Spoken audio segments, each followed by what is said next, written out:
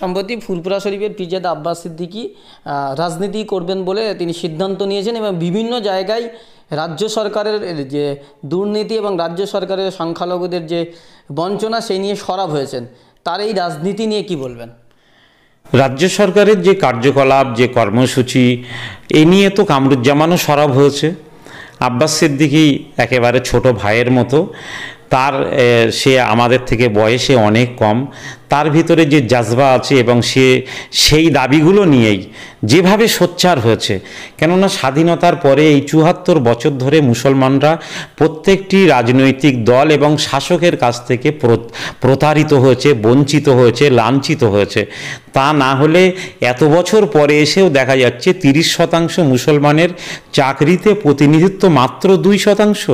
তাহলে কতটা প্রতারণা তারা আমাদের সঙ্গে এই ৭৪ বছর ধরে করে এসেছে। আব্বাস সিদ্দিকী সেই কথাগুলোই বলেছে এবং সেই কথাগুলো যদি মনে হয় যে আব্বাস সিদ্দিকী মিথ্যা বলছে, ভুল তথ্য দিচ্ছে, ভুল তথ্য পরিবেশন করছে, তাহলে শাসককে আমি অনুরোধ করব, শাসক দলের নেতাদের অনুরোধ করব, তারা প্রকৃত তথ্যগুলো নিয়ে আব্বাস সিদ্দিকীর সঙ্গে বসুন। আব্বাস সিদ্দিকী যে ওয়াকফ সম্পত্তি বেআইনি হস্তান্তরের বিরুদ্ধে সোচ্চার হয়েছে, শ্বেতপত্র প্রকাশ করুক রাজ্য সরকার, ওয়াকফ বোর্ড।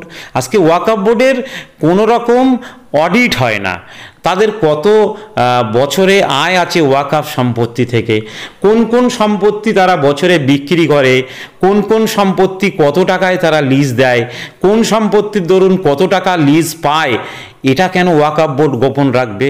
ওয়াকফ বোর্ডের ৫টা কিংবা 7টা মেম্বারের তো পৈতৃক সম্পত্তি নয় ওয়াকফ সম্পত্তিগুলো। তাহলে ওয়াকফ বোর্ডের কেন অডিট হবে না? ওয়াকফ বোর্ডের আয় ব্যয় কেন জনসমক্ষে আসবে না? এর দায়িত্ব কার?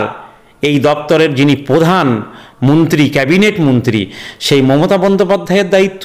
তিনি ওয়াকফ বোর্ডের যারা কর্মকর্তা আছেন তাদের কাছে কেন হিসাব চাইছেন না? যেহেতু ওয়াকফ বোর্ডের পূর্ণমন্ত্রী, ক্যাবিনেট মিনিস্টার মমতা বন্দ্যোপাধ্যায় আমাদের মুখ্যমন্ত্রী, তাহলে হিসাবটা তো তাকেই দিতে হবে। আমি আমার সংগঠনের যদি আমি চাঁদা তুলিতে, সেই চাঁদার যে যারা যারা চাঁদা দেন এবং দেন না সকলের কাছে হিসাবটা তাদের কাছে আমাকে রাখার আমার দায়িত্ব। ফলে এত সম্পত্তি মুসলমানরা ওয়াকফ বোর্ডের অধীনে দিয়েছেন, ক্ষমতার পরিবর্তন হয়েছে।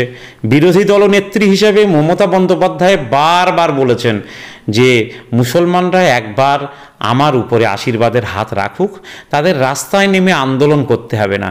আজকে যখন রাস্তায় নেমে আনএডেড মাদ্রাসার শিক্ষকরা বসে, তখন তাদের তুলে নিয়ে যাওয়া হয় লালবাজারে।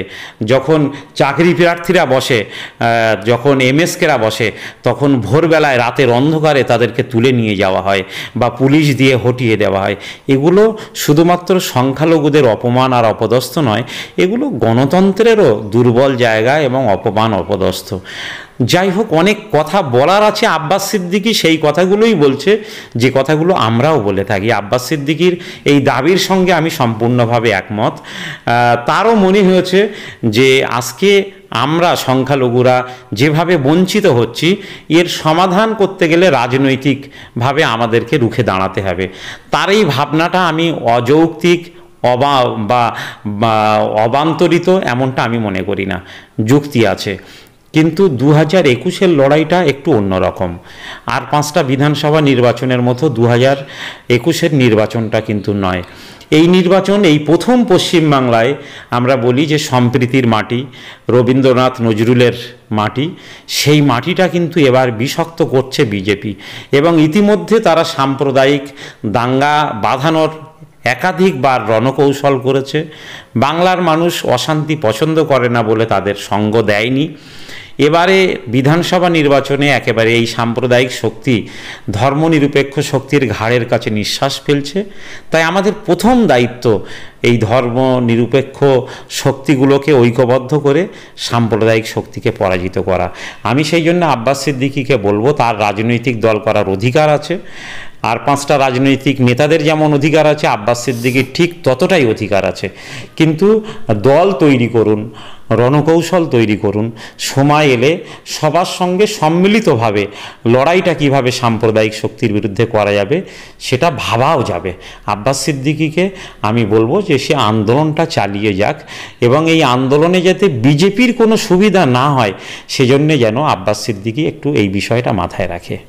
এসআর ইউনিকম, এখানে সহজ কিস্তিতে নামি দামি কোম্পানির মোবাইল সুলভ মূল্যে পাওয়া যায় এবং বিভিন্ন কোম্পানির fridge, mixer machine, AC, LED TV, home theatre ও বিভিন্ন ইলেকট্রনিক দ্রব্য সুলভ মূল্যে বিক্রয় করা হয়।